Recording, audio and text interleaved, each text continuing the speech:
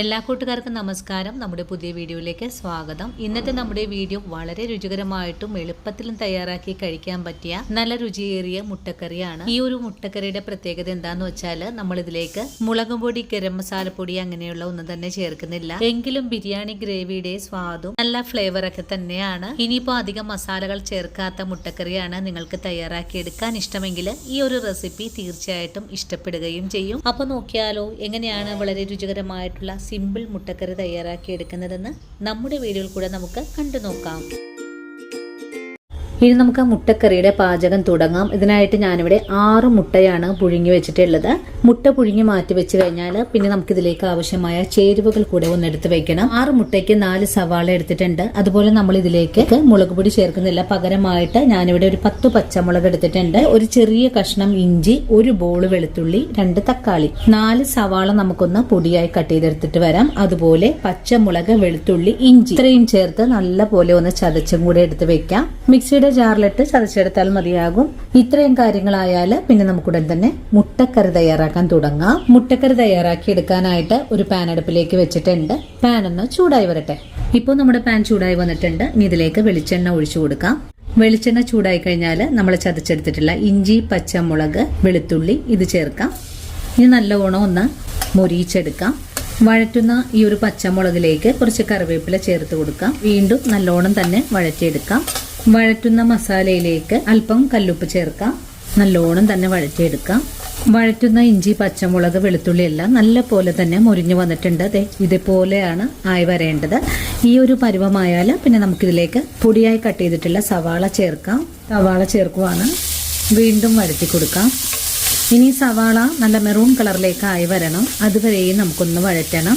നമ്മളിന്ന് തയ്യാറാക്കുന്ന ഈ ഒരു മുട്ടക്കറിയുടെ സ്വാദ് തലശ്ശേരി ബിരിയാണിയുടെ ആ ഒരു ഫ്ലേവറിലാണ് നമ്മളിത് തയ്യാറാക്കി എടുക്കുന്നത്. ഇപ്പോൾ നമ്മുടെ വഴറ്റുന്ന സവാള ഇതുപോലെ കളറൊക്കെ ഒന്ന് മാറി ഒരു പിങ്ക് കളറിലേക്ക് ഒന്ന് മാറി വന്നിട്ടുണ്ട്. ഒന്നുകൂടെ നല്ല മെറൂൺ കളറിലേക്ക് ആയി കിട്ടണം. അപ്പോൾ നമ്മുടെ സവാള ഒന്നുകൂടെ വഴണ്ടു വന്നിട്ടുണ്ട്. ഫ്ലെയിം കുറച്ച് വെച്ച് കൊടുത്തതിന് ശേഷം ഒരു 1/4 ടീസ്പൂൺ അളവിലും കുറച്ചായിട്ട് മഞ്ഞൾപ്പൊടി ചേർക്കാം. മഞ്ഞൾപ്പൊടി ചേർത്ത് പച്ചമണമൊക്കെ ഒന്ന് മാറുന്നത് വരെ വഴറ്റിയെടുക്കാം. മഞ്ഞൾപ്പൊടി ചേർത്ത് നല്ലപോലെ ഒന്ന് വഴറ്റിയിട്ടുണ്ട്. ഇനി നമുക്കിതിലേക്ക് ചേർക്കേണ്ടത് 1 ടേബിൾ സ്പൂൺ അളവിൽ 15 മില്ലി അളവിൽ മല്ലിപ്പൊടിയാണ്. മല്ലിപ്പൊടിയും ചേർത്ത് വീണ്ടും വഴറ്റിയെടുക്കാം. ഈ സമയത്ത് നിങ്ങൾക്കിതിലേക്ക് വെളിച്ചെണ്ണ പോരായ്മ ഉണ്ടെങ്കിൽ കുറച്ചുകൂടെ വെളിച്ചെണ്ണയൊക്കെ ഒഴിച്ചു കൊടുക്കാവുന്നതാണ്. മല്ലിപ്പൊടിയും ചേർത്ത് വീണ്ടും നല്ലോണം തന്നെ ഒന്ന് മൊരിയിച്ചെടുത്തിട്ടുണ്ട്. ഇനി നമുക്കിതിലേക്ക് പെരിഞ്ജീരകപ്പൊടിയാണ് ചേർക്കേണ്ടത്. പെരിഞ്ജീരകപ്പൊടി 2 ടീസ്പൂൺ അളവിലാണ് ചേർക്കുന്നത്. നമ്മളിതിലേക്ക് ഗരം മസാലപ്പൊടി ചേർക്കുന്നില്ല, പെരിഞ്ജീരകപ്പൊടി മാത്രമാണ് ചേർക്കുന്നത്. പെരിഞ്ജീരകപ്പൊടിയും ചേർത്ത് വീണ്ടും നല്ലോണം വഴറ്റിയെടുക്കാം. പെരിഞ്ജീരകപ്പൊടി എങ്ങനെയാണ് പെർഫെക്റ്റ് ആയിട്ട് നല്ല മണത്തോടുകൂടി ഉണ്ടാക്കുന്ന വീഡിയോ നമ്മുടെ ചാനലിൽ അപ്ലോഡ് ചെയ്തിട്ടുണ്ട്. കാണാത്ത കൂട്ടുകാർ ആ ഒരു വീഡിയോ നോക്കി ഇതുപോലൊന്ന് പൊടിച്ച് വീടുകളിൽ സൂക്ഷിക്കാൻ മറക്കല്ലേ. നല്ല ടേസ്റ്റാണ് കേട്ടോ. ആ പൊടി ചേർത്ത് കറികളൊക്കെ തയ്യാറാക്കുമ്പോൾ പിന്നീട് മസാലകളൊന്നും ചേർക്കേണ്ട ആവശ്യവും വരുന്നില്ല. അങ്ങനെ പെരിഞ്ജീരകപ്പൊടിയും ചേർത്ത് ഒന്നുകൂടെ വഴറ്റിയെടുത്തിട്ടുണ്ട്. ഇനി ഇതിലേക്ക് നമ്മൾ നേരത്തെ കാണിച്ച 2 തക്കാളി കട്ട് ചെയ്തതാണ് ചേർക്കേണ്ടത്.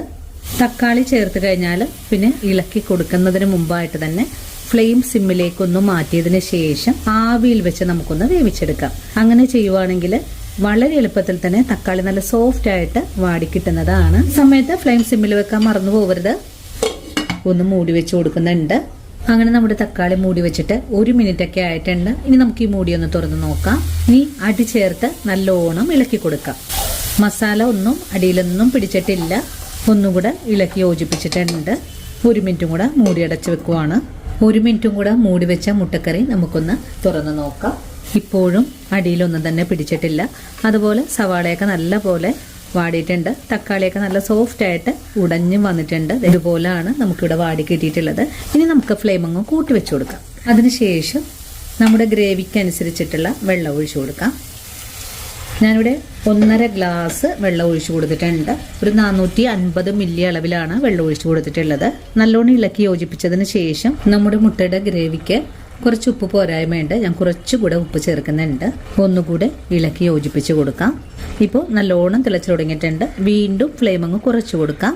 നല്ലോണം ഫ്ലെയിം കുറച്ച് വെച്ച് കഴിഞ്ഞാൽ തക്കാളിയുടെ ആ ഒരു പുളിപ്പ് മാറി കിട്ടുന്നതിനായിട്ട് ഒരു നുള്ളു പഞ്ചസാര ചേർക്കാം. പഞ്ചസാര ചേർക്കണമെന്ന് ഒരു നിർബന്ധവും ഇല്ല, നിങ്ങൾക്ക് താല്പര്യം ഉണ്ടെങ്കിൽ മാത്രം ചേർത്താൽ മതിയാകും.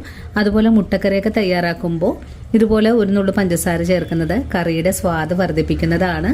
അതിനുശേഷം ചെറിയ തീയിൽ തന്നെ മൂടി വെച്ച് കൊടുക്കാം. ഈ സമയത്ത് മുട്ടയുടെ തോല് പൊളിച്ച് മാറ്റിയതിന് ശേഷം അല്പം വരയൊക്കെ ഇട്ട് കൊടുത്തിട്ടുണ്ട്. ഇങ്ങനെ ചെയ്തെടുക്കുവാണെങ്കിൽ വളരെ എളുപ്പത്തിൽ തന്നെ മസാലയൊക്കെ മുട്ടയുടെ അകത്തേക്ക് പിടിച്ച് കിട്ടും. അങ്ങനെ ഒരു 2 മിനിറ്റ് നേരം ഞാനിപ്പോൾ ഒന്ന് മൂടി വെച്ചിട്ടുണ്ടായിരുന്നു. വീണ്ടും മൂടി തുറന്ന് നോക്കുവാണ്.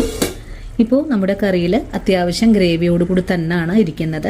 ഇനി ഒന്നുകൂടെ നമുക്ക് ഇളക്കി യോജിപ്പിച്ച് കൊടുക്കാം. നിങ്ങൾക്ക് കുറച്ചുകൂടെ ഗ്രേവി ആവശ്യമാണെങ്കിൽ കുറച്ചുകൂടെ വെള്ളം ചേർക്കാവുന്നതാണ്. ഇനിയിപ്പോൾ നിങ്ങൾക്ക് ഇതിലേക്ക് ഒന്നുകൂടെ കുറുകിയ ഗ്രേവിയിലേക്ക് ആയി കിട്ടണമെങ്കിൽ കാഷ്യൂസ് ചേർക്കാവുന്നതാണ്. അതുമല്ലെങ്കിൽ നാളികേരമോ നാളികേര പാലോ ചേർക്കാവുന്നതാണ്. അങ്ങനെ തിളച്ചുകൊണ്ടിരിക്കുന്ന മുട്ടക്കറിയിലേക്ക് പുഴുങ്ങിയ മുട്ട ചേർക്കാം.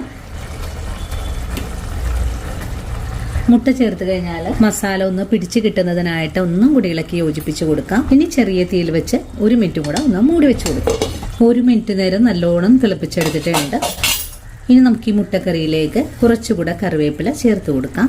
അതിനുശേഷം ഒന്നുകൂടെ ഇളക്കി യോജിപ്പിച്ച് കഴിഞ്ഞാൽ വളരെ രുചികരമായിട്ടുള്ള നല്ല ബിരിയാണി മണമുള്ള നല്ല ടേസ്റ്റുമുള്ള മുട്ടക്കറിയുടെ റെഡിയാണ്. ഇനി നമുക്ക് ഈ മുട്ടക്കറിയുടെ ചൂടാറിയതിന് ശേഷം ഒരു സെർവിങ് പ്ലേറ്റിലേക്ക് കൂടെ മാറ്റാം. ഇതുപോലൊരു സിമ്പിൾ മുട്ടക്കറി നിങ്ങൾ ഇതുവരെയും തയ്യാറാക്കി നോക്കിയിട്ടില്ലെങ്കിൽ തീർച്ചയായിട്ടും നമ്മുടെ ഈ ഒരു വീഡിയോ കണ്ട് ഒന്ന് തയ്യാറാക്കി നോക്കാൻ മറക്കല്ലേ. വീഡിയോ കുറിച്ചുള്ള അഭിപ്രായങ്ങൾ കമന്റ്സ് ആയിട്ട് അറിയിക്കാനും മറക്കരുത്.